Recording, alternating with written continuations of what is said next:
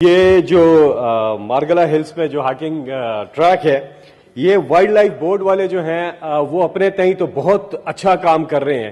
جو forest guards ہیں وہ بہت اچھا کام کر رہے ہیں. اگر یہ جگہ دنیا میں کہیں اور ہوتی تو اس کی بہت زیادہ اچھی پروٹیکشن کی جاتی. اگر وائلڈ لائف بورڈ وہ کام نہ کرے تو میں آپ کو یقین سے کہتا ہوں کہ جو سرکار ہے اس کی اس طرف کوئی توجہ نہیں ہے، اور جو وہاں پہ جانوروں سے جو خطرہ ہے اور نہ ان کی پروٹیکشن اور نہ پھر انسانوں کی پروٹیکشن، اس سلسلے میں یہ وہاں پہ کوئی ایسے اقدامات نہیں کیے گئے.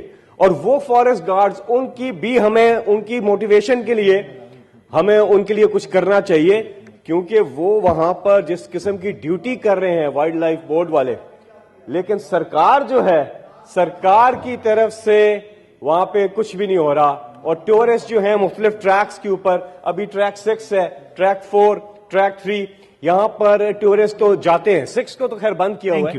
سوال یہ ہے سر کہ یہ پروٹیکشن کے لیے سرکار کیا کر